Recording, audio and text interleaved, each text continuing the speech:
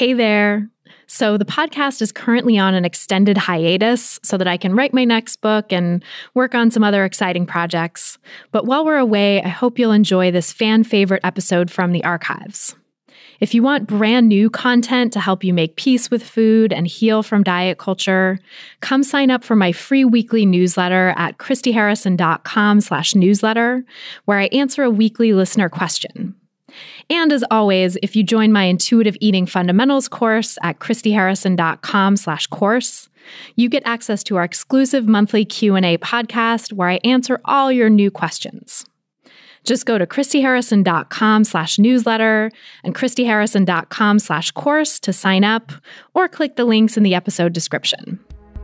Welcome to Food Psych, a podcast about intuitive eating, health at every size, body liberation, and taking down diet culture.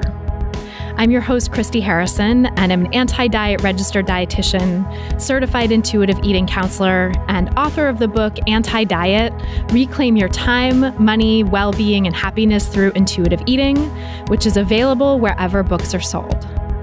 Join me here every week as I interview interesting people from all different backgrounds about their paths toward peace with food in their bodies.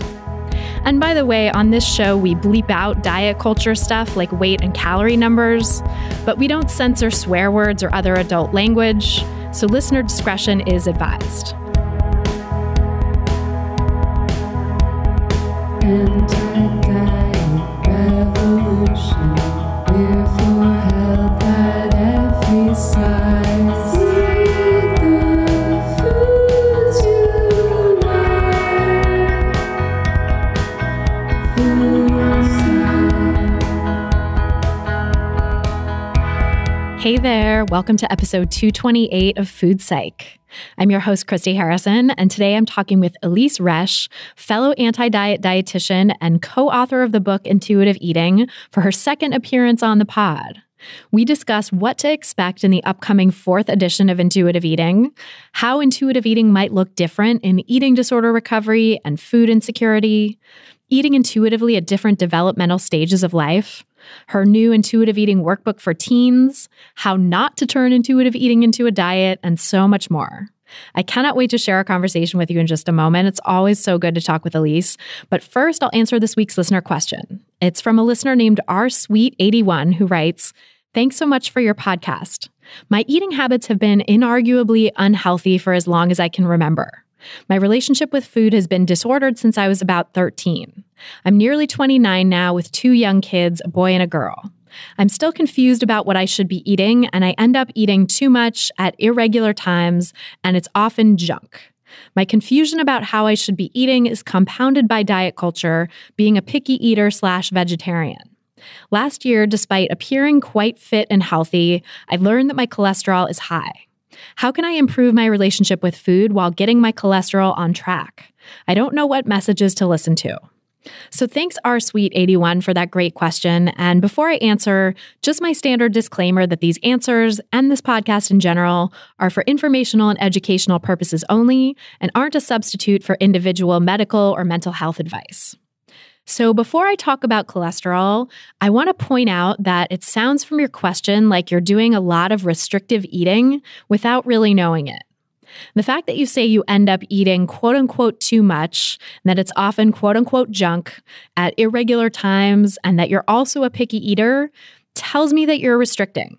Because whenever anyone is binge eating or sees themselves as eating quote-unquote too much of the quote-unquote wrong things, odds are they're actually restricting, because restriction is what drives binging, and restriction is so common in diet culture. And yes, of course, there's a small percentage of people who started binging initially without restriction being involved at all. They just happened to stumble into binging as a way to cope with emotions, often in childhood as a response to trauma. A lot of people, or not a lot of people, but a small percentage of people start binging in that situation.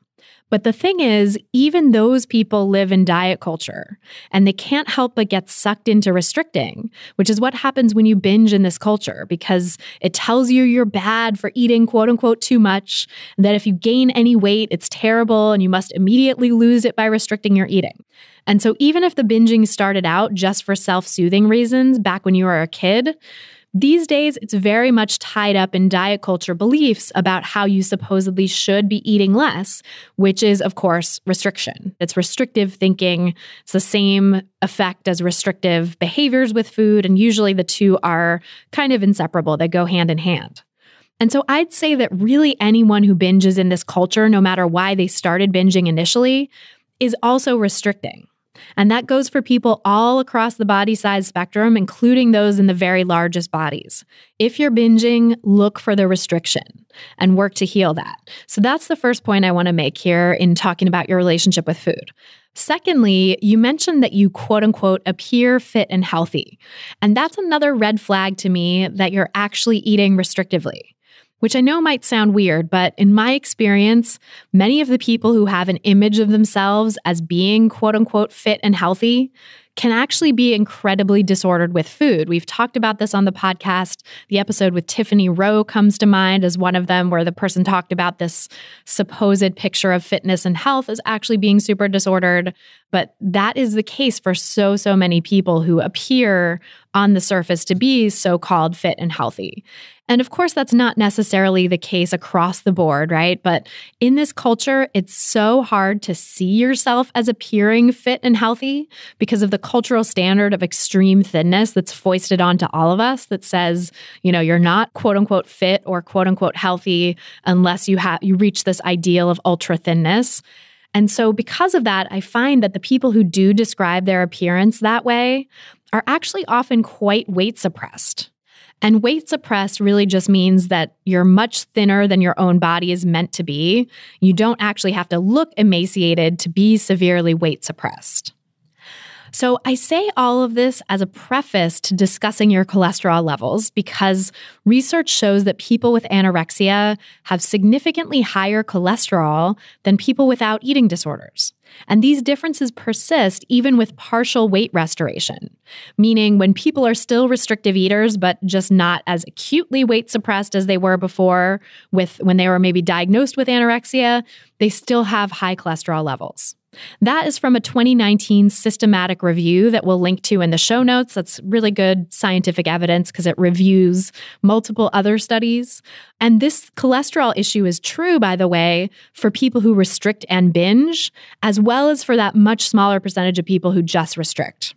Researchers believe that the high cholesterol seen in anorexia is caused both by starvation itself, because food deprivation can cause cholesterol levels to skyrocket, and also the shifts in hormone levels that occur when people are starving can also cause cholesterol levels to go up. And I'm not just talking about reproductive hormones here, but also things like cortisol, which is the stress hormone, growth hormone, and thyroid hormones, and all kinds of, there's all kinds of hormones that do different things in your body, but they can all have an effect on your lipid levels, your cholesterol levels.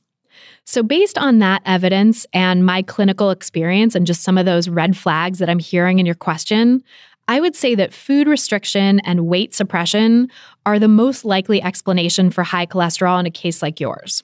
Much likelier than the idea that anything else you've been doing or eating is raising your cholesterol, even if you don't have a formal diagnosis of anorexia.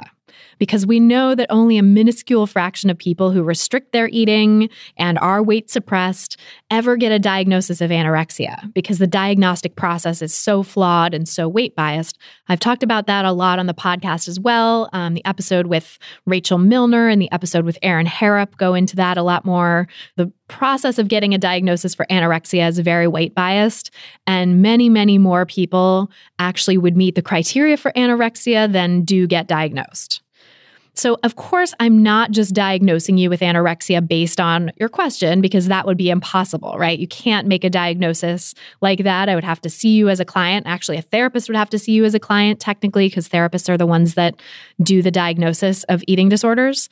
So this is not a diagnosis, but I'm saying that what you're telling me in your question raises some red flags that you have some seriously disordered eating, and that seriously disordered eating could be causing the high cholesterol. It also is definitely possible that you could have something else going on causing high cholesterol, like a genetic predisposition to high cholesterol, familial hypercholesterolemia, in which case cholesterol-lowering medication would be the best bet. And that is something you can talk to a doctor about. But it really does sound from your question to me like you have the kind of disordered eating and weight suppression that can cause higher levels of cholesterol on their own. And so where I would recommend starting is working on healing your relationship with food, which it sounds like you're already trying to do if you're listening to this podcast. So kudos to you. You're on the right path. But working on healing your relationship with food so that you're not restricting anymore and healing from that restrict binge cycle that you're in so that you can take care of your overall health, including your cholesterol levels. And it's definitely super important right now not to restrict your eating further in order to try to reduce your cholesterol, because that's likely to have the opposite effect. If what I believe is true, that you are suffering from high cholesterol because of disordered eating, because of restrictive eating, then more restrictive eating is just going to beget more high cholesterol. So what I would recommend is working with a dietitian who is versed in disordered eating and health at every size, and working with a doctor if you can too, who's versed in those things, or at least helping your doctor, your existing doctor, get on board. And I think working with a dietitian who is supportive of you and can connect with your doctor would also be really helpful. So you can find my list of recommended providers at christyharrison.com/providers.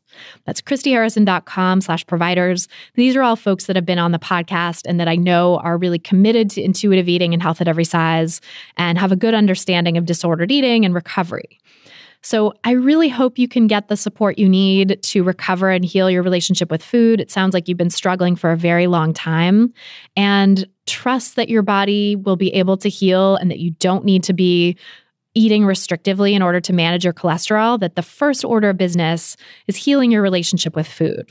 And then once you're healed in that regard, if down the line your cholesterol still is high, then you can talk with your doctor about medication or maybe other tweaks that you can make from a health at every size perspective that might help with your cholesterol levels. But for right now, the first thing I would focus on is the disordered eating, because I really think Occam's razor, that's the most likely scenario in your situation. So if you want to submit your own question for a chance to have it answered on an upcoming episode of the podcast, you can go to christyharrison.com/questions. That's christyharrison.com/questions. And then if you want to ask me your own questions and have me answer them much more quickly than I do here, come join my online course, Intuitive Eating Fundamentals.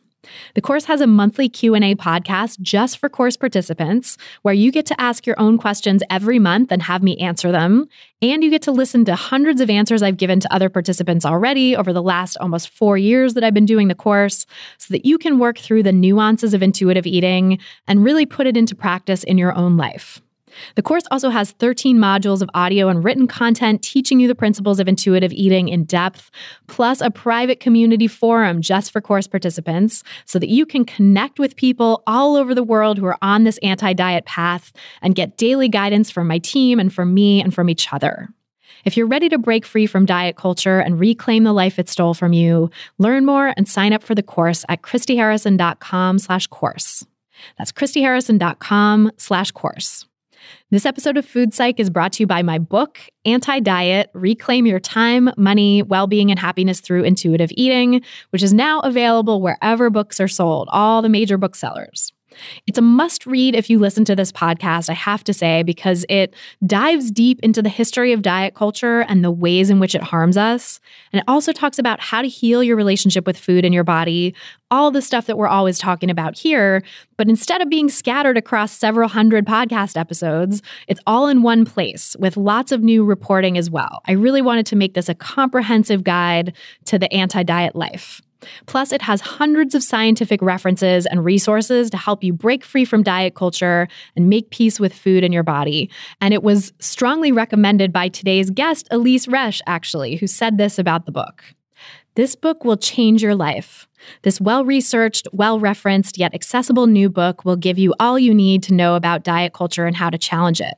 Its facts will give you the ammunition to take a deep, hard look at how you may have been suckered into diet culture, and will give you the courage to pull yourself out of it and repair your relationship with food and your body.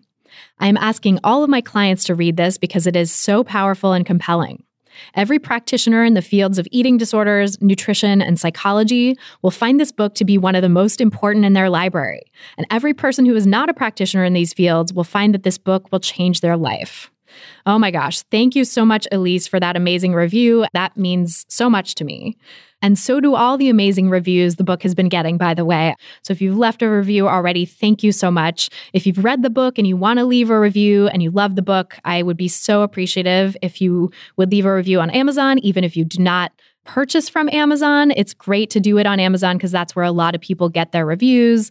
Goodreads is another great place to leave reviews. So thank you to everyone who's left reviews of the book so far. And if you have not yet read the book and you would like to, just go to christyharrison.com/book to get it. Or you can walk into any bookstore, independent or otherwise, and ask for Anti-Diet. And now, without any further ado, let's go talk to Elyse Resch. Elyse, welcome back to the show. I'm so glad to be talking with you again for the podcast. Oh, I'm excited too. I noticed that it's been just about a little over a year since we last talked. Well, a little over a year since we last talked in life, but I think it's been like 3 years since we spoke for the podcast. Oh, was it that long? You're right. Yeah. Isn't that wild? It's like our first episode, I believe, was episode 79. And now as we're recording this, we're in the 200s. So time goes by so quickly. I know. It's wild. It's so wild. So yeah, catch us up on what you've been up to since then. Well, in the last 3 years, and in the last 4.5 years, I feel as if all I've been doing is writing besides everything else. I've literally been writing for 4.5 years, and I think it'll be probably 6 years of constant writing until I give myself a bit of a break. So let's see, since we last talked, I believe the Intuitive Eating Workbook came out in 2017, and I co-authored that with Evelyn. And then this year was so exciting. My Intuitive Eating Workbook for Teens, which I solo authored, came out in, as I say, April of this year. Then Evelyn and I did a lot of hard work on the 4th edition of Intuitive Eating, which will be out next year, June 23rd, 2020. That's what's been going on so far. It's a lot of books. It's a lot. A lot of books. And you have another one too, right? Yes, I do. I'm working on an intuitive eating journal book, which I think is going to be a lot of fun. It's going to have a whole different format than the workbooks or the regular books. It's going to be a little creative, and people will be able to set intentions and talk about the challenges and their feelings that came with carrying out their intentions. And it's going to teach intuitive eating. I mean, one would hope that people would have read the Bible before that, but it's another way of exploring it. And it's nice to have a journal. I mean, I always encourage journal writing for my clients. So I think it'll be a handy place for them to put their feelings as they're going through the journey. Yeah. And there's so many feelings on this journey, right? So having a place for that, the workbook I think is great for like just the practical stuff. But yeah, I feel like people need a place to just pour the feelings too. Exactly. Oh, it's so awesome. I'm so excited to dig into all of this. Thank you. It's just an amazing explosion, too, of interest in intuitive eating. I think it's really telling that like you have all these books coming out now, 25 years after the first edition of Intuitive Eating came out. And there's just such an increased interest in it and attention to it at this moment in history. And what's additionally so exciting to me is that registered dietitian nutritionists are turning the corner in such big ways, wanting to learn about intuitive eating and knowing that it's going to give them a more satisfying career by having this as a way to help their clients get out of diet culture and heal their relationship with food and their bodies. That's what's really exciting. Yeah. What do you think brought us to this point? I mean, because as we're speaking a few weeks ago, you spoke at FADA, the National Conference for Dietitians, which is huge. And the room was packed, yes, standing room only, and just so many people were interested. So what do you think has gotten us to this place where dietitians are actually picking up this message? Well, I think a lot of dietitians are feeling unhappy in their work. That I've had so many people tell me that, just not fulfilling them. And so when they get their eyes open to intuitive eating, and I think sometimes it just follows the cultural change. And so it's so evident out there in the world that people are getting sick of being trapped by diet culture. And I think that so many of especially the young dietitians, are on social media and seeing everything that's being written about how much of a prison people are in. And I think that they're following with, oh, wow, people are interested in this. So I want to learn more about it. So it goes both ways, I think. And I think that so many people who are seeking treatment are finding dietitians who are trained in intuitive eating. And in terms of the world, I actually have a very, I don't know, it's maybe, I hope, insightful way of looking at why at this point in time, we are so much more open to intuitive eating and stopping dieting. I just really believe it has a lot to do with the women's Me Too movement. It's not just for women, of course, but so many women. Women are starting to say, and others are starting to say, nobody's going to tell me what my body has to look like. I am not going to allow myself to be trapped by this kind of control. And I want to take satisfaction and joy and pleasure back in eating. So leave me alone. I'm not going to conform, and I'm not going to try to shrink my body or try to keep myself from eating foods that are so wonderful. So I think that that's a big piece of it right there. And the whole wellness industry, where it's starting to be understood that that's so connected to diet culture, that it's really kind of a mask in a way. And so there's been a lot written. There's a lot of articles, a lot of magazine articles, newspaper articles. The one, Smash the Wellness Industry, that came out in the New York Times, really went viral. So I think there's out there in the regular media, out there on social media, and we're starting to wake up and say no more.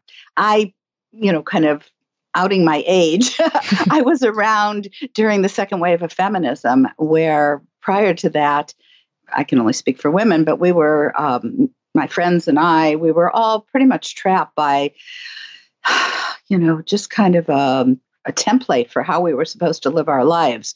And suddenly in the early 70s, maybe even late 60s, we started to hear that there might be another way, that we had a right to have a voice. We had a right to have a career in our lives and to do what we wanted to do. And so that was, a long time ago. And now we're coming around again. And I hope that this is going to be even more powerful at this point. And I hope this lasts too. I hope this time it sticks more, because I feel like I wasn't around at the time, but just from what I've studied of second wave feminism and the sort of early women's movement of the previous generation, it seems like it was such a beautiful awakening for so many women, and certainly had its issues in terms of being like a little bit class privileged and white privileged and all that stuff. But, there was a real swath of the population that really woke up to these issues and started to take back their lives. And then very quickly, the thin ideal became even thinner, and the strictures of diet culture became even tighter. Twiggy came on the scene a couple years after The Feminine Mystique came out, right. The book that's credited with launching the second wave of feminism. And it's just so fascinating, as Naomi Wolf says in The Beauty Myth, that every time women get more political power, it seems that there's this beauty ideal that comes in to be ever stricter and ever more unattainable, to take away some of that power, to sand down some of those edges that women can, have been using to sort of pierce through patriarchy. I agree with you. It's got to be different this time, because there's so much language, there's so much out there for people to start thinking in different ways. And I also have thought about how many young women after that time misinterpreted what feminism meant. I would ask a client, so are you a feminist? Oh, no, I'm not a feminist. And I would say, well, really, don't you think that women have a right to earn the same amount of money as men do in jobs? Well, yeah. I mean, don't you think that, women have the right to speak up? Well, yeah. Well, you're a feminist. I think it's somehow got some kind of negative connotation to it, and people started rejecting it. But I think that's changing. So let's hope. Yeah, I agree. Keeping fingers and toes crossed and everything. I think one thing that's powerful about this moment in history, I mean, it's so polarized, right, too, because there's the progressive side of things that does really see these things and is waking up and is about like the Me Too movement and intersectional feminism and all this stuff. But then there's the side that's like very retrograde and sort of wants to go back to the time before second wave feminism, before civil rights, before any of the good progressive stuff has happened, you know? Don't get me talking politically. Got some pretty strong feelings. So yes. Oh yeah. Yes. I mean, same. So it's like that is one thing that's going on in the world right now that we have yet to see kind of how that shakes out. And I really hope and believe that we will end up on the right side of history, that progressive stuff will win out, progressive thought will win out. But I also think like one sort of hopeful thing in this era is that people are starting to see the wellness diet for that disguise that it is, right? Yes. And that was like the sort of cloak that was put on the old patriarchal diet culture to make it seem like, oh, nothing to see here. This is just health and wellness. No worries. And now we're like unmasking that. And I don't know what comes next. And I think diet culture will always try to shapeshift into something new. But the fact that we're waking up to that together with feminism becoming, maybe moving into its fourth wave, arguably now. And all of that, I think maybe is going to help not let us get sucked back in again to this same churn that keeps happening every time women and marginalized people tend to get more political power. Well, something else that I think is very hopeful is as I observe so many of my younger colleagues like you and others who are writing books and like your new book that's coming out, Anti-Diet. I have to tell you something interesting about that in a moment, but I am seeing it spreading and people not just talking about it, but writing about it. There's so many books, wonderful books that are out now and that are going to continue coming out that weren't around 25 years ago when intuitive eating came out. There were a few, but not by dietitians. And so I think that spreads the word more. What I was going to say about anti-diet is I came across a letter just the other day as I was looking for something that I'd written to someone who was going to become a new friend, telling her what I was doing. And this was probably, I guess, 26, 27 years ago. And I said, I'm writing this book with a colleague about anti-dieting. It was an anti-diet book. And that was terminology that long ago. And now you've got your book, Anti-Diet. And I thought, wow, it's coming around full circle. That's so great. That is so cool. And I mean, your book really paved the way for that. I think my own recovery would not be what it was without intuitive eating, and you and Evelyn and all of our colleagues in this movement setting the stage and creating this movement, Health at Every Size, intuitive eating, helping people get back to that relationship with food and their bodies that we're all born with.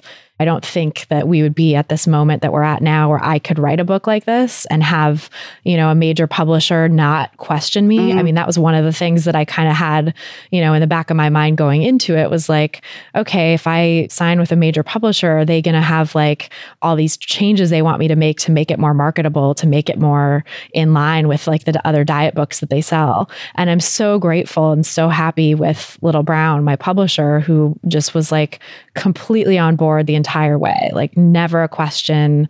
And in fact, my editor like amplified my social justice points at every turn and like asked really insightful questions that helped sharpen my arguments. And there was never any question. Like there was never any, oh, maybe you should like change this, or don't you want to add some nutrition advice in here? Like never any of that stuff.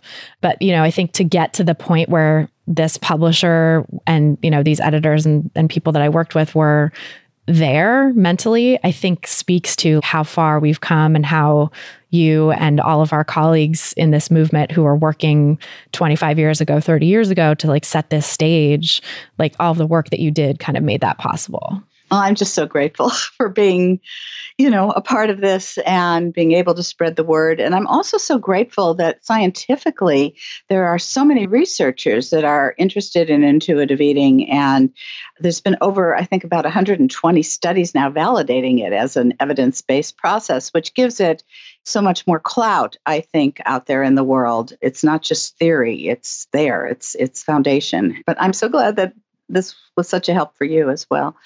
It's great. It's incredible. And I think I have a lot of privilege in that I was basically an intuitive eater for 20 years before I had my disordered eating start. It started for me in college. So I was able to get through childhood and adolescence as an intuitive eater because I had thin privilege, basically. No one commented on my body. No one made me go on a diet. That's such an important point, Christy. I don't think that people understand that, or maybe they don't think about the fact that if you've never thought you have to change your body, then you don't get into that trap. But so many people don't feel that way, or their parents or doctors. I'm just so astounded by the impact that some of the medical community has. I have a 16-and-a-half-year-old client, just got her driver's license, just, so excited. And she told me that when she was 8 years old, her doctor told her parents, you better watch it. In fact, she ran into her doctor at a store and so happy to see him. And then afterwards, this was a little older than 8, I think, the doctor texted her father to say, I'm really worried about your daughter's weight. No, maybe she was about 10, I think. She was about 10. And she was, just going into puberty and needing to gain that weight that all little girls have to, and I think little boys have to gain as well. It just doesn't show itself in the same way as for little girls in terms of getting a period. But it was just so horrifying. And that was the beginning of her road down to anorexia at this point. It's heartbreaking. It is. And I mean, I'm curious to talk about your book for teens, because I think there is so much in that, right? Like teenagers now, I was thinking about the landscape that teenagers are in now when they're reading this book and working with you. And it's like, this is a generation that grew up on that weight policing being so in their face. And this is a generation that grew up on Michael Pollan, Marion Nestle, wellness diet sort of advice of like, don't let them eat processed foods, don't let them eat sugar, all this fear mongering about different types of food. And like that really has to be creating disordered eating that looks very different than maybe the disordered eating of generations past. Well, I agree. I have a very strong and large adolescent population of clients, and I will say 90% of them, I don't know exactly, were taught to be worried about food by their parents, not just worried about their bodies, but worried about food, scared to eat certain things because their parents, trying to be good parents. I mean, I don't want to say that this was any intentional abuse. Parents didn't know any better some of the time, but they were trying to bring up their kids, quote unquote, healthfully. And it has impacted them, and boys too. I have boys and girls.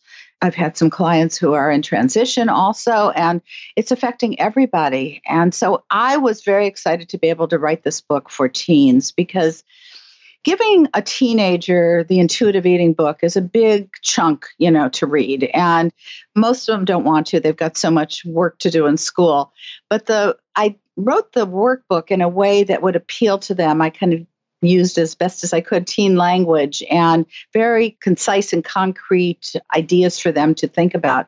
I also switched around the intuitive eating principles in that book. I played with it and renamed not the principles so much, but the chapters that related to the principles. So I could really take them down a path of making a decision for themselves to get out of this and to change the disordered eating and the eating disorders they're in, and give them real concrete reasons for it. And then these exercises which really brings them to have some very challenging thinking as to why they're caught up in it and what are some of the challenges in making that change. So it was exciting for me to be able to speak to them, and I find that they're loving it, as are my adult clients. Some of them are using this book. I know it's interesting, but let me tell you why I think that it's helpful for adults. I think that each of us carries with us our whole lives the little kid in us and the teen in us, and that developmental stage of being a teen is about autonomy and,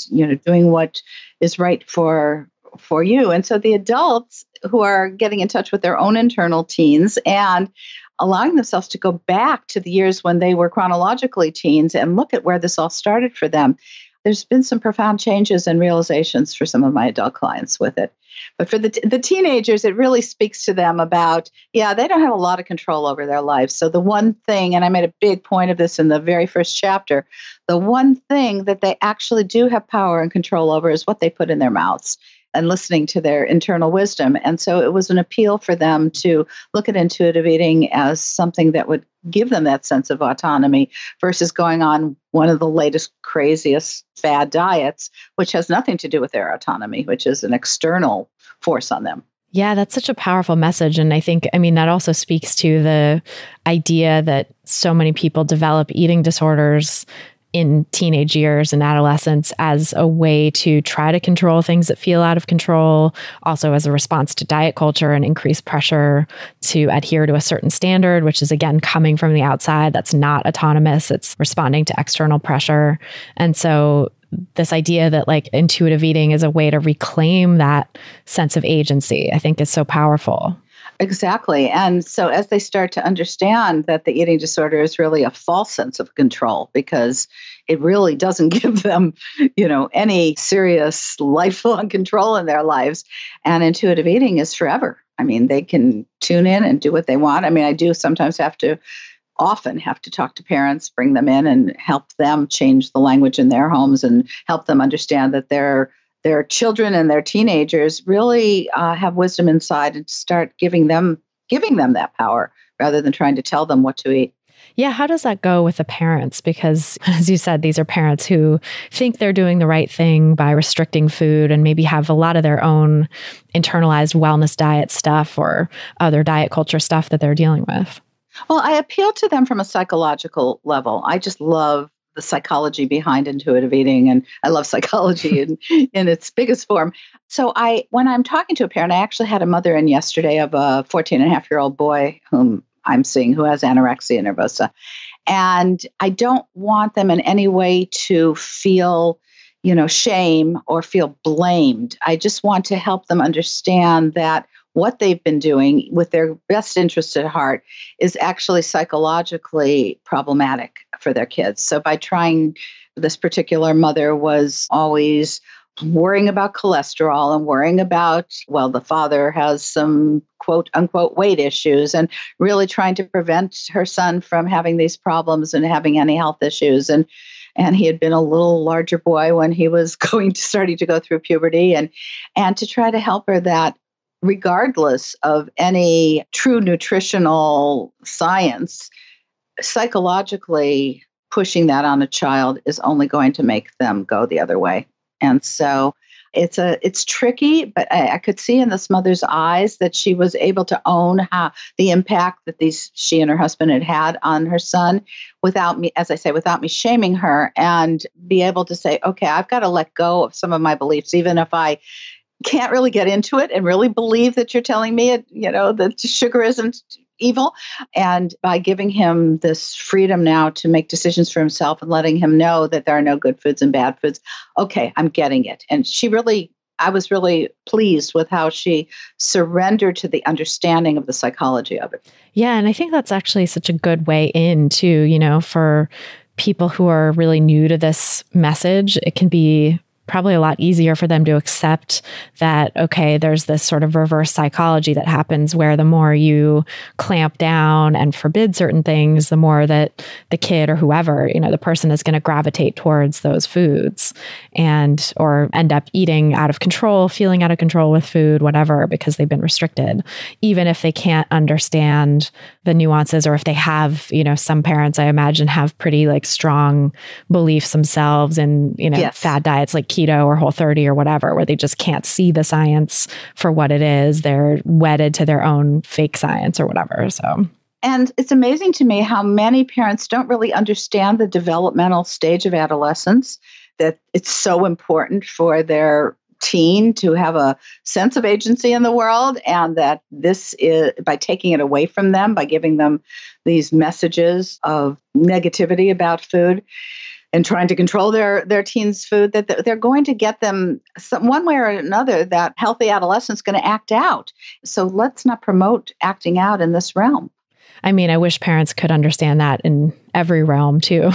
Yes. I feel like I definitely had my struggles as a teen to try to individuate, and ended up doing a lot of things that society deems bad. I was like a bad kid because I basically just needed to have my autonomy and my needs for autonomy met, and wasn't getting that recognition from my parents, or specifically one parent in particular.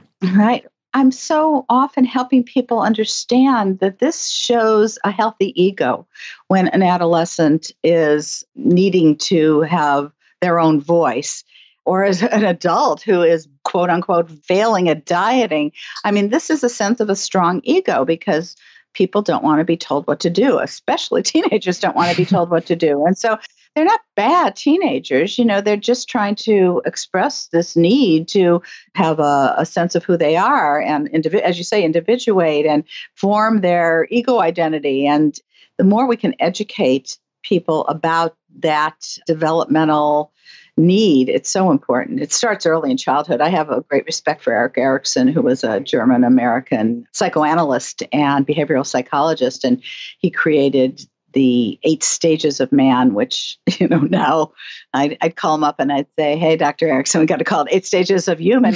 But in any case, these stages that we all humans need to go through to develop healthy personalities and healthy egos. And the autonomy piece starts at 18 months old, when toddlers are starting to run around and realize that they're separate from their mothers. The umbilical cord was cut a long time ago, and now they can open up cabinets and pick their own toys and pick their clothes and decide what they want to eat and not eat. So, helping people understand that. I've always been a believer that if you really want to understand what's behind something, it's so much more apt to be able to make change than if you don't understand. Well, and it's interesting too to think about those stages as like building on one another, because I think in a lot of cases, especially now, I think I see, parents getting involved in their kids' food so young, like where 18 months, they might already be putting the kid on a diet without calling it that. But it's like, you only get so much of this, you don't get any sugar, you don't get this, you don't get that. That's right. And so if that need for autonomy and, that sort of low-level individuation isn't met at that point, then by the time they get to the teenage years, they're probably extra primed to rebel. There's probably a lot of that growth and that individuation that still needs to happen. So here's the really exciting thing that Erikson has said. He, in his theory, believed that at any point in someone's life, that person could go back to a stage that wasn't accomplished. So let's say this happens at 18 months, and that can be healed. It's not as if you're doomed for life. So I see intuitive eating as a way of healing some trust, which is the first developmental stage, and then this autonomy, the second developmental stage. We as health practitioners, as dietitians or psychotherapists, we can help people go back to those very early stages by what we teach them, by our role modeling, and help them heal so that they can go on and have much better lives than being trapped the way they are. It's such a hopeful idea and such a hopeful message. And I do think, with intuitive eating, like we've talked about before, it's the default mode, right? It's the way people are born eating. It's the way babies instinctively know how to relate to food in their bodies. And so we all have that capacity.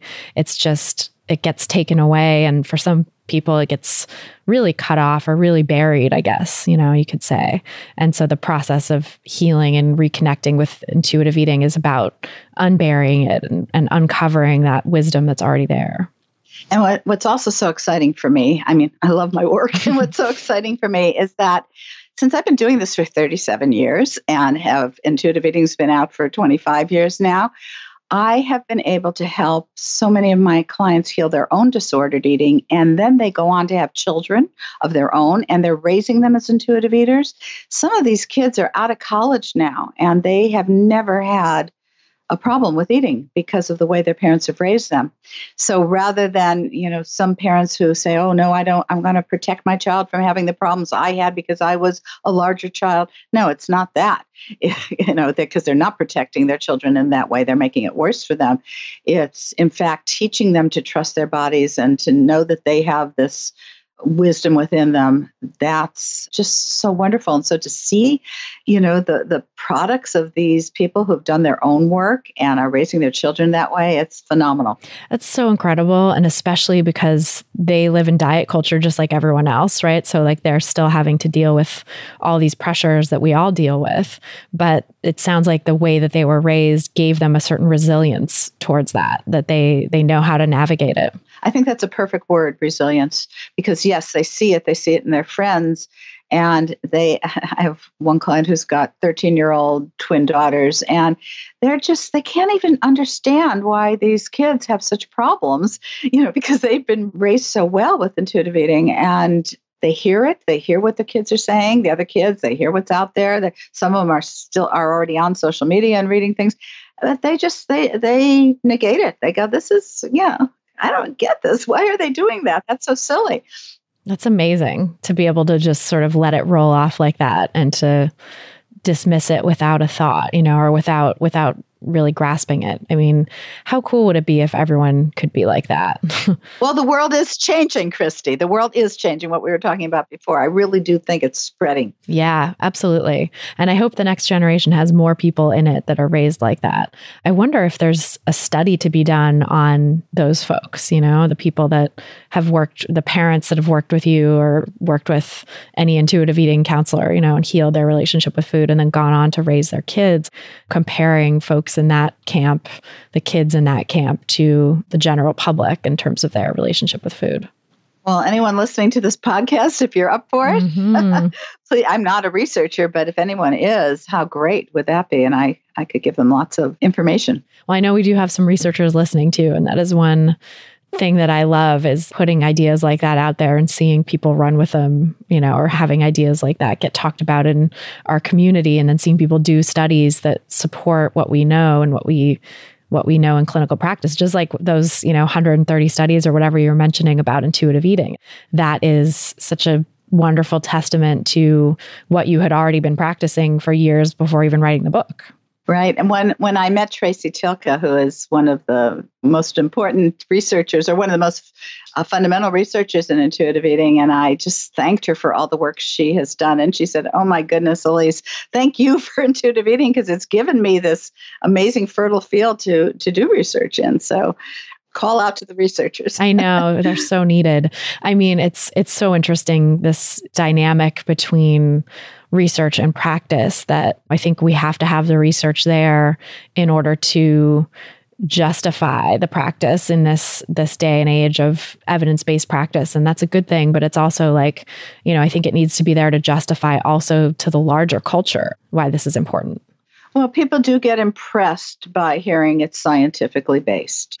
It's a foundation for them to believe in. So I'm glad it's out there. Of course, we've been doing this work well before the studies came out, but having the studies really helps. Yeah, it definitely gives it some additional gravitas. Yes. And I feel like that in a perfect world, in my perfect world anyway, we wouldn't need that people could sort of justify things based on what actually feels healing for them and what helps them recover and sustain their recovery. But, I think that's not the world we live in. So we got to have the evidence. Well, I think another positive possibility is getting into the schools. And I know there are universities now that are using intuitive eating as a textbook in their classes. And if we can get it to grade schools and, change the language there, I think it's spreading. I think it is happening.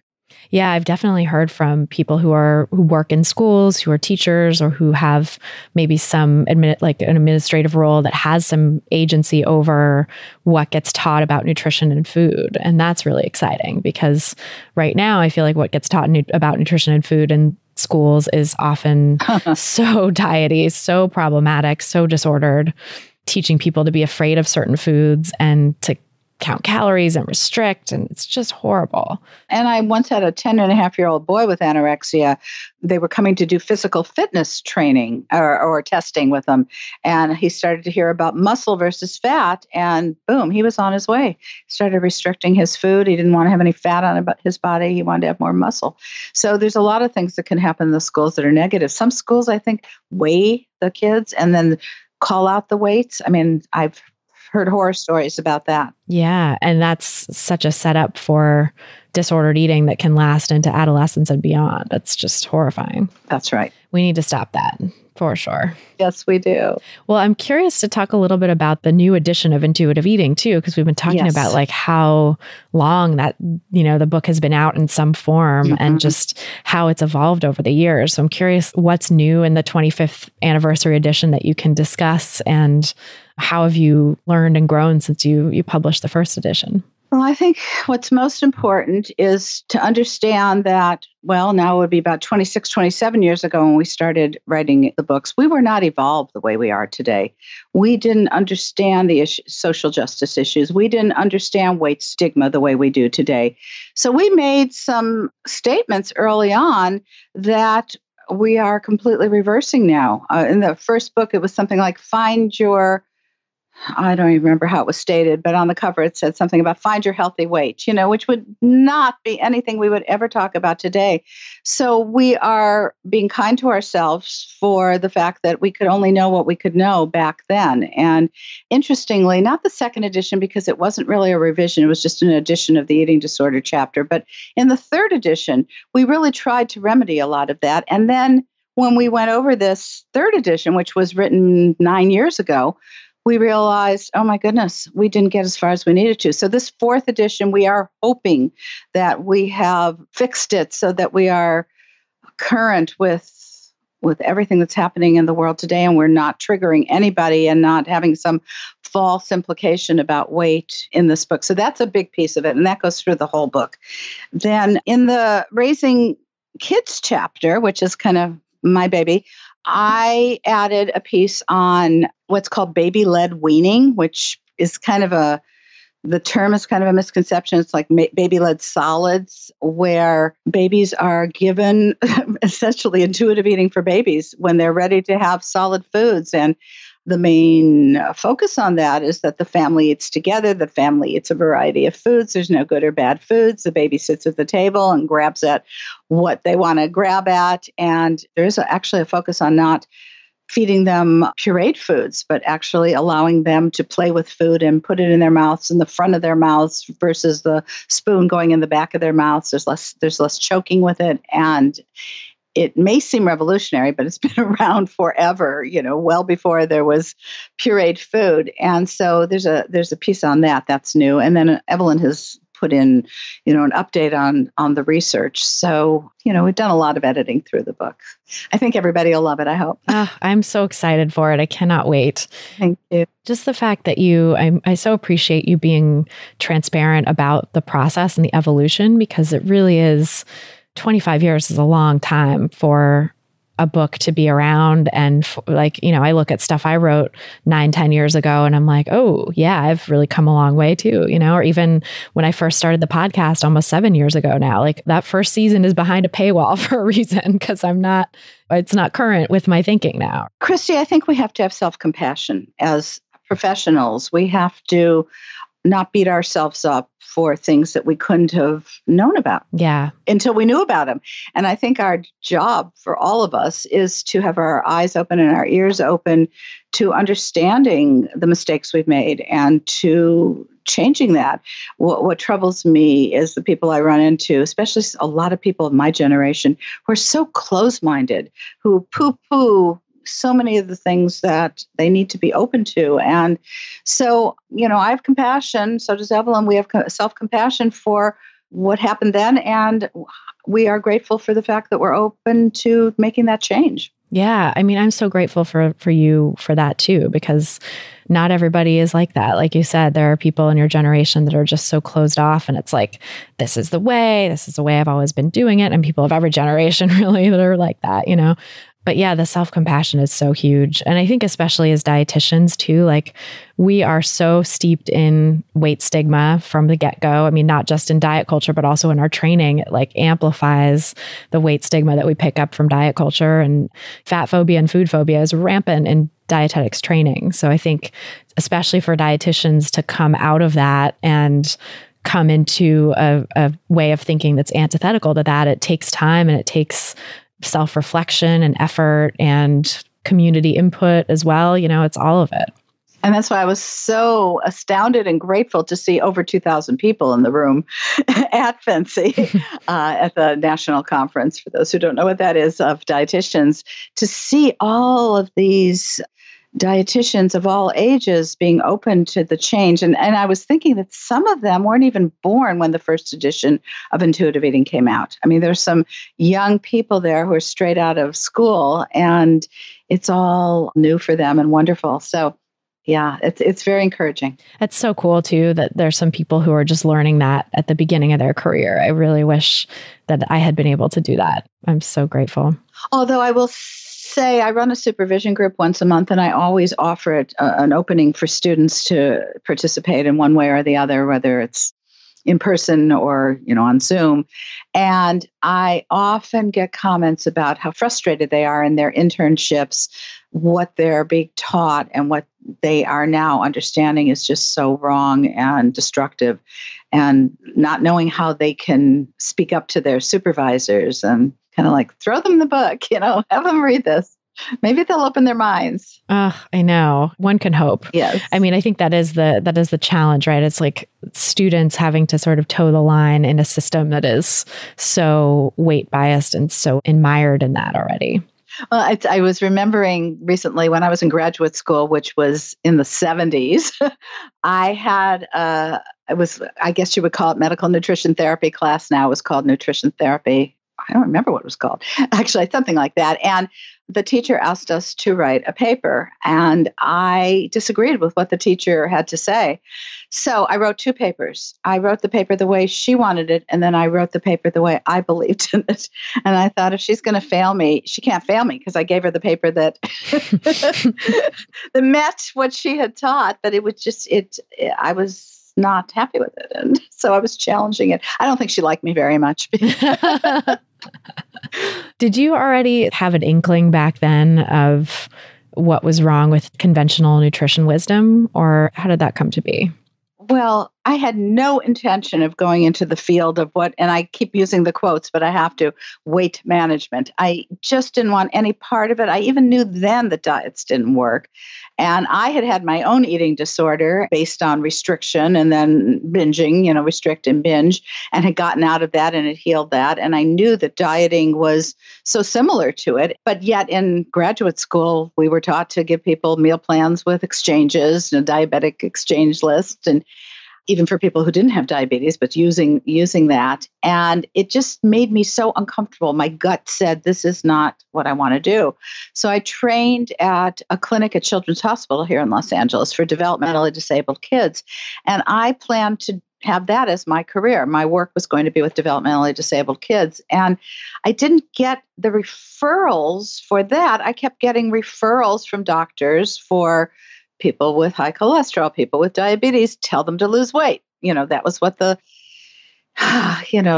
language was. And I didn't know what to do with it. I just really didn't know what to do with it. And so I did make meal plans. I didn't make them as strict as I had been taught to do that. And I told people these aren't diets, but they'd come back after a few weeks, months, however long it would be, and say, I can't do this. And I didn't know what to say to them.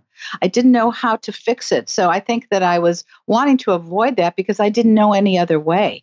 So yes, I was uncomfortable with it way back then. And in terms of I was kind of my early 20s involved in a family that was all about health food. The Adele Davis, who was a very old-time writer about health food, and that had been put into my brain, and it was like, oh, I don't like this, but I'm doing it because this is the way I think I should eat. This is the way I think I should tell my clients to eat. So it was, but everything was conflictual, and until intuitive eating was born, I was not really that happy doing the work I was doing.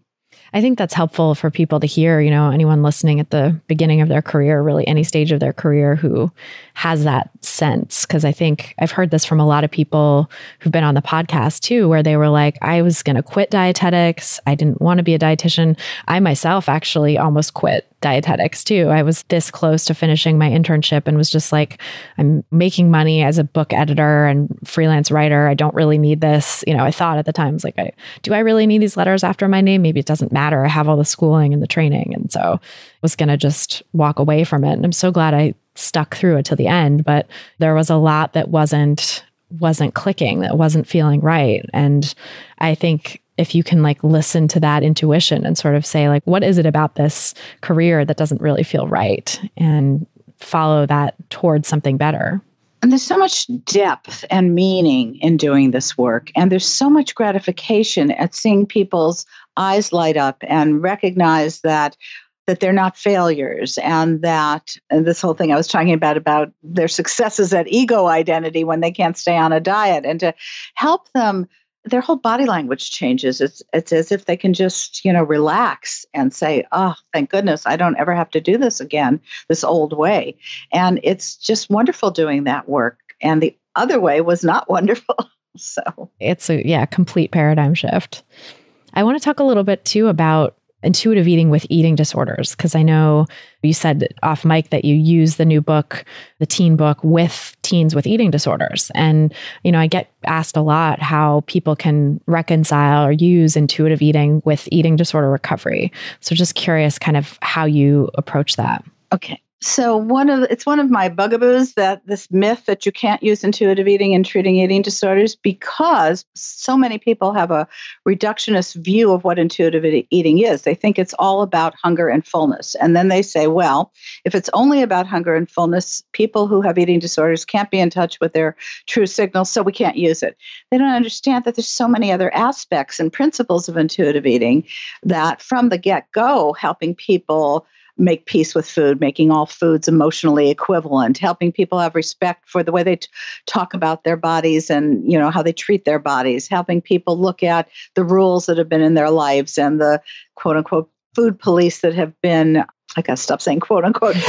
I do it all the time. It's probably the food police that, have been trying to control them, and helping them understand about autonomy and showing them. Here's one of the most important things that I'm able to do with clients is to say, here's this vision for what life is going to be like as you nourish yourself, as you re-nourish yourself, as you are able to really trust the signals your body gives you.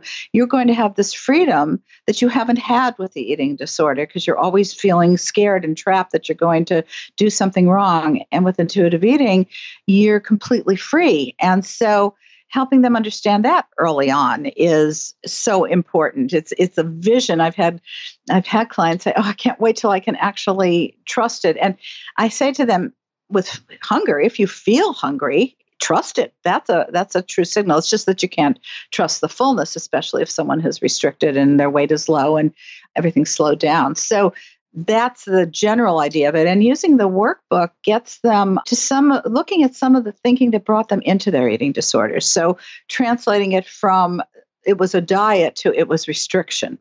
And I have seen, especially this little girl I work with who's 10 and a half, almost 11. We've been doing some of the exercises with what it was like for her when she stopped eating as much, and the rules she had. Desserts were bad. And so there's such a similarity between diets. In fact, diets lead to eating disorders so often, and the restrictive eating disorders. And the chapter on emotions, helping people dealing with their emotions and not having their eating disorder be the way that they're dealing with emotions. So I really think that getting down to that nitty-gritty of when it all started, and as you said earlier, Christy, so many people, their eating disorders, the roots of them began as kids and as adolescents. So they get back to that. So yes, I'm using it with that too. And it was a delight to me because I wasn't intending it so much for eating disorders. But when I started to use it with some of my clients, I thought, wow, this is great for them too. I mean, yeah, because a lot of it is these self-reflective questions and sort of experiments you can do with your own, mental experiments or experiments in your life with trying different foods. And it's like anyone can do that. You don't have to have quote unquote perfect hunger and fullness cues. Not that they're ever perfect, but they don't have to be fully back online in order to take advantage of that kind of mental piece of recovery. And the big theme in intuitive eating for me has been for a long time satisfaction.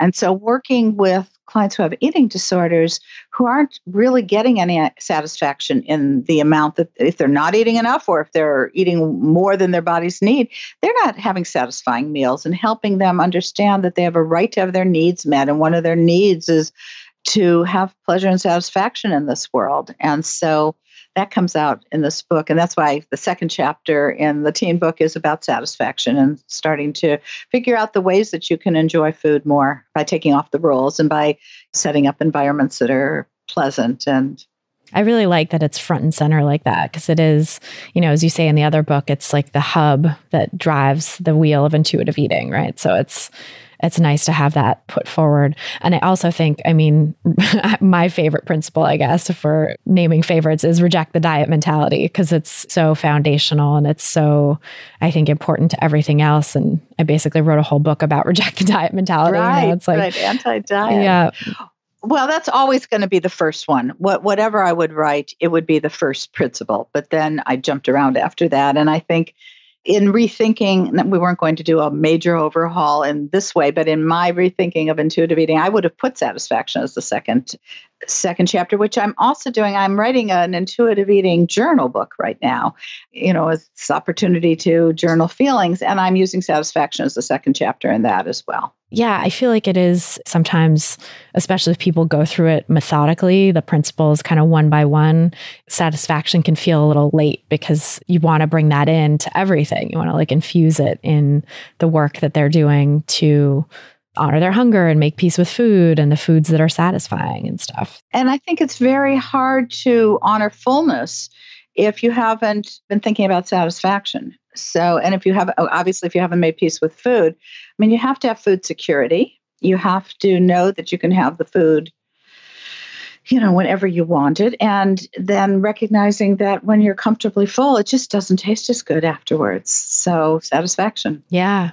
I feel like with fullness too, that's one that I actually, when I'm working with clients or in my online course, I kind of turn down the volume on that one for a long time until that, it's like, you can kind of come back to that when you're ready. But in my experience, it tends to fall into place once all the other principles are sort of being practiced consistently. Yes, I 100% agree. 100%. Yeah. And it's funny how people, I think because of diet culture and that thinking that people are coming into it with, I get so many clients coming in where the first, it's like, what are you working on in your relationship with food? And it's like, stopping when I'm full, that's the first thing, or stopping when I'm full and stopping emotional eating. And it's like, oh, when you sort of know that the cart is before the horse when the emphasis is on stopping those things, because people just don't know. And I think they're doing that some of the time, Christy, because it's a new rule for them. So a lot of people morph intuitive eating into another diet, which we want to guard against. But, if they have this rule, I have to stop the moment I feel comfortably full, then it's a new rule for them. And I really help people guard against that. And it's so amazing and important. I think that you and Evelyn do guard against that so well. And that in every talk I've heard you give and in the books, it's always really called out specifically, don't turn this into a diet. And yet people still manage to turn it into a diet because diet culture is that pervasive. What would you say, because I definitely have a lot of people listening, I'm sure, who are in that boat of turning intuitive eating into a diet. What would you say to help people stop doing that, to help break that mindset? I would start again with self-compassion to help them understand that they're reaching to make this another diet because they're so scared that they can't trust themselves. And they're so scared they can't trust themselves because that's been what they've been told by all the diets throughout their lives. You're not doing it right. This is the right way. It goes back and forth over the years. So helping them understand that it's their way of trying to control something, and that it's going to really, by looking at it as a diet, it actually sabotages their ability to trust their inner voice. But to not be, I think one of the most important things is to not be angry at themselves, to not judge themselves, to not blame themselves, that this has been, you've been brainwashed, so how understandable that you're going to take this and then try to turn it into the next diet, thinking you're not dieting anymore. But let me show you how that is going to sabotage your process of really getting to this place of freedom. So that's where I would go with that. And again, helping them see how making a rule like that is diet mentality. I love that. I think self-compassion is such a key foundation to intuitive eating. Actually, when I teach intuitive eating, I also teach self-compassion first, just to set the stage. I always say, come from a place of curiosity, not judgment in terms of everything that's going on. Just be curious, be neutral. Don't judge yourself. Be understanding. So you did have a period of eating so much that you were so physically uncomfortable. Okay, let's just understand. Be compassionate. Maybe you were going through a really hard time, or maybe you were with friends who were all talking diet and you wanted to be part of the group. And then you tried to do that again and you started overeating. So Yeah, I think the understanding the why behind it and that like you're not broken because you're eating that way is so important. Because I think diet culture wants people to think they're broken because they're eating to a point of discomfort, or they're broken because they're emotionally eating or whatever. And actually, you're not broken at all for doing those things. You're just responding in a very human, very understandable way to your circumstances. And so let's look at your circumstances, and maybe there's ways we can help improve those so that you're not driven to do these things that are natural coping mechanisms for that. That's right. And I think too, speaking of circumstances, I love that you brought up food security earlier. I think that's another aspect of intuitive eating that's starting to get more attention and more discussion in social media, especially.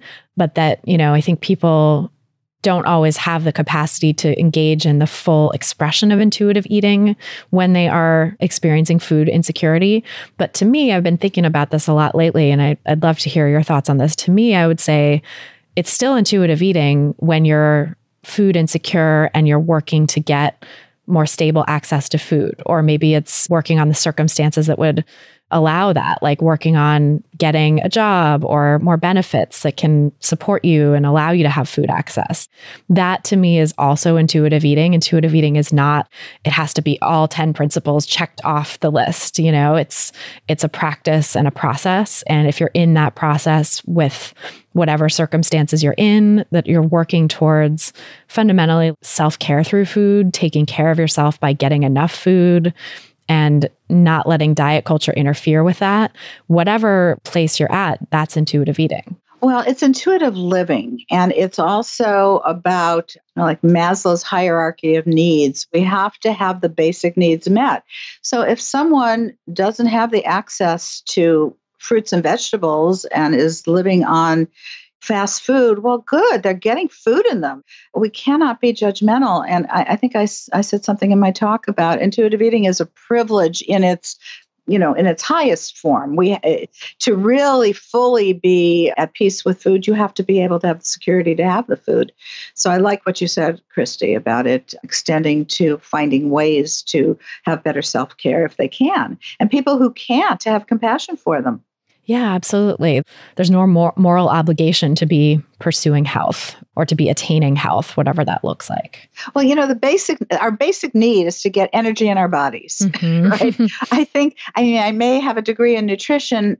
However, I think that just eating is what's most important. This ideal of high nutrition, I just don't think it has as much of an impact on people as much as just getting food, eating, getting nourished. I completely agree. And I actually think this like ideal of high nutrition, the sort of like self-actualization through nutrition is just bogus a lot of the time. Like it's based on oftentimes very shoddy or early stage science that's not borne out in the long term, or no science whatsoever in the case of a lot of fad diets. And it makes for a lot more harm than good, actually, when people get so fixated on that like optimization through nutrition. And really, when you strip it back to the basics, I think that's where a lot better well-being really happens. Right. And, again, going to privilege, I mean, you have to be very privileged to be able to decide that you're only going to eat these things and you're not going to eat those things. It means that you've got access to everything and you choose not to have certain things. Going back to, if you don't have that access, just eat, get whatever you can to eat. Yeah. And that the intuitive eating someone is going to engage in a situation of food insecurity is going to look very different than the intuitive eating someone's going to engage in a situation of greater privilege. People get very righteous about what they're doing as if there's only one way, whatever their way is. And they have to let go of that and be open-minded and to looking at the whole picture, the bigger picture. Yeah, especially with food, I feel like people get so siloed and so, in this camp of we're the keto people over here, we're the Whole30 people over there. And another piece of it, which we touched on earlier, is that everybody is trying to find some sense of control in this universe that we have no control over, in essence. And so they're grabbing even that. I have compassion for people who grab onto those things because they think it's going to give them longer life or give them better health or whatever it is, when really it doesn't have that much power. And we have to help people understand that we just have to manage our lives. And I like manage better than control. just have to manage our lives in the best way we can within the context of we just don't have control. Right. And there's nothing wrong with us for grasping too. I think that's such an important aspect of self-compassion as well, is to say that of course you want to diet. Of course you've been told all these different ways, every way to Sunday, that you need to control your eating in order to have a good life, in order to have health and well-being. And maybe you've experienced chronic health conditions or problems in your life. So of course you want to heal those. And the way that we're being told to do that just isn't affording us what we seek. And what I found in a very interesting way is that so many people come to me who have been seeking medical care for especially GI problems, and they start eliminating a lot of different foods. And what ends up happening is when they become intuitive eaters and they let go of that, they're feeling better than they've ever felt before. I have a different 16-year-old client who for years was trapped by one doctor after another saying she couldn't eat this, she couldn't eat that. And she never felt good. She was feeling sick the whole time. And when she let it all go, she actually discovered intuitive eating on her own and found me, wanted to come see me. And now she's so healed from her eating disorder, and her GI tract is just working really well because she's nourishing herself. That's so amazing when that happens. And I really believe so much in the power of healing disordered eating, healing the gut, and that's such a buzzword these days too, of heal the gut. And people have all kinds of wild, diet companies and programs have all these wild diets that they're prescribing for supposed gut health and gut healing. Oh, they catch on to everything that they can make money catching on to, right? Yep. Right. It's all commercialism. And it also drives people further into the disordered eating that likely caused it in the first place. And we have research showing up to 98% of people with eating disorders have gastrointestinal issues, which is no surprise, right? And what about the anxiety when you're trying to follow something that's so difficult to follow and you feel so deprived? And talking about the microbiome and the gut-brain connection, they're anxious all the time, so of course their stomachs hurt. Right. So clear. Yeah, that connection is so real. And reducing anxiety about food and other things in general too, but especially I think disordered eating, there's so much anxiety about food that it's only natural if you're anxious about food that you're going to feel bad. And if you can reduce that anxiety, it brings such tremendous relief. And for some of my clients who are concerned not so much about weight, but they're concerned about health and they're worrying about everything they put in their mouths, I'll say, that worry causes high cortisol levels. And the cortisol is going to be, more destructive to you than eating that candy bar, so stop worrying about it. It's so helpful to put it in perspective like that too, because I think people our society and diet culture these days just makes food out to be the be all end all of health. And it's just so not. No.